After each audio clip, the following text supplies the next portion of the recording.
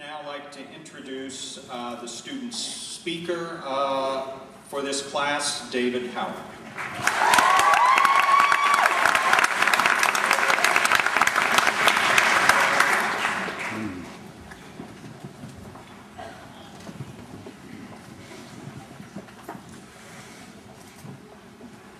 Thank you very much, Professor Kirk. Good morning, everybody. This speech is dedicated to my endlessly supportive wife, Rima, who I love very much.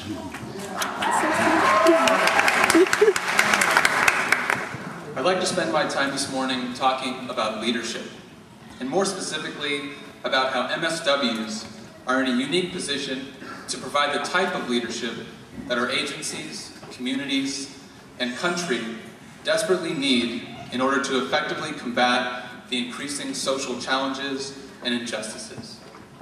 The values of social work, service, social justice, the dignity and worth of every individual, the importance of human relationships, integrity, and competence go a long way in the hands of a strong leader.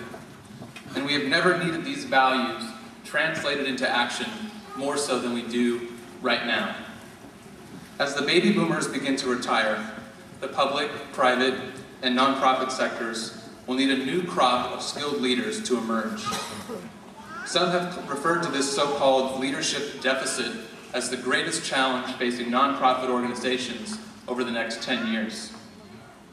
Across the country, and particularly in California, there is a shortage of social workers in general. We need strong voices to promote this field and profession and recruit the next generation.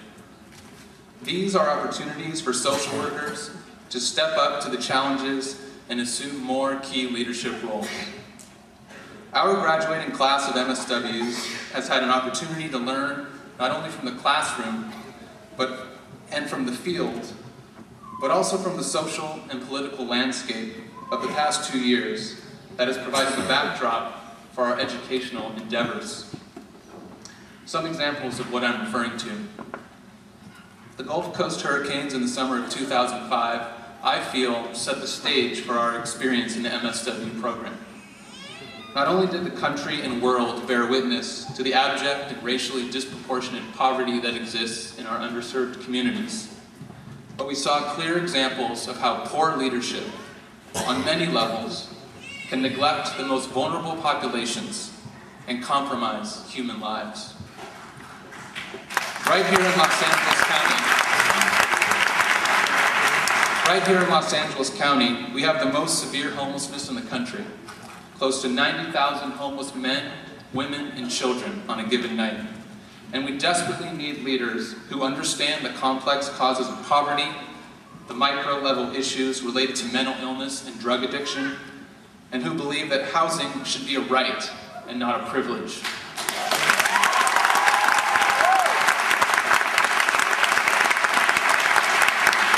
Our country's continued military involvement in Afghanistan and Iraq also reveals the need for social work values in our nation's top leadership. The validity of the war aside, we know that there are troops coming home with post-traumatic stress disorder and other illnesses, and we need leaders that recognize the mental health implications for and the service needs of our troops and their families, and who will advocate for adequate resources to help them.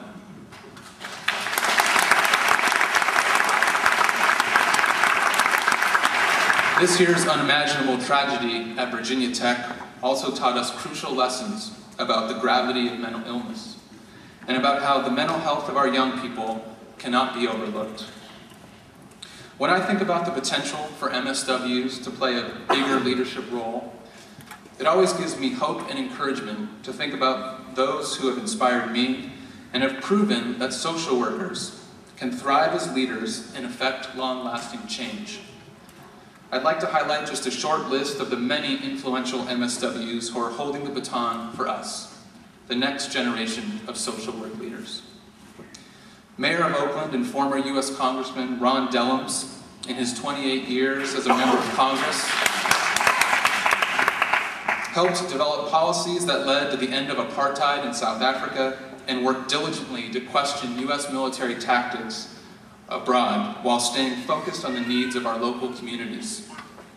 Current U.S. Congresswoman Barbara Lee was the only member of Congress to vote against giving President Bush a blank check to wage war after September 11th. She has worked to promote legislation to fight against the spread of HIV and AIDS, and continues to be a champion for greater healthcare access for all Americans.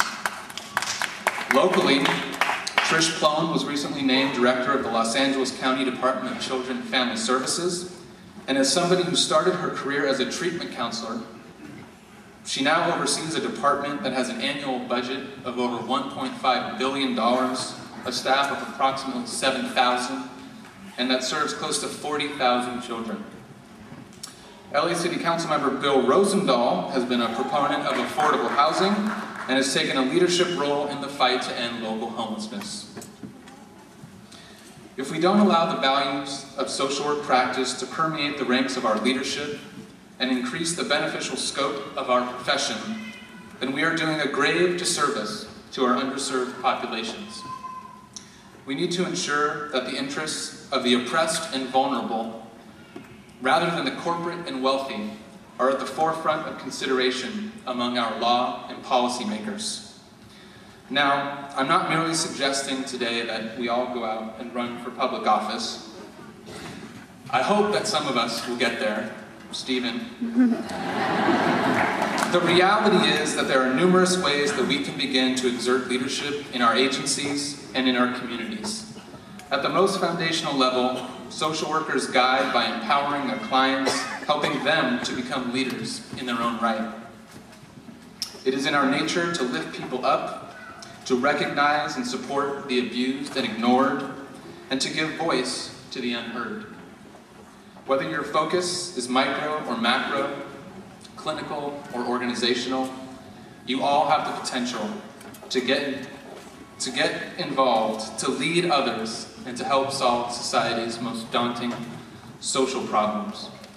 I hope that when people see the letters MSW next to our names, they'll recognize the values that we adhere to, the skill sets that we have acquired, and the capacity that we all possess to be effective leaders and to make long-lasting impacts in any setting. I am truly proud to be an MSW, and I hope that in time we will see more of us in the ranks of our elected officials, nonprofit and public agency executives and board members, and other prominent organizers, mobilizers, policymakers, educators, and researchers. So in closing, let me just say that it has been an absolute joy and pleasure to learn from and work with all of you. And I wish you the best of luck in all your endeavors. I know that you're going to go on to do great things. Thank you very much.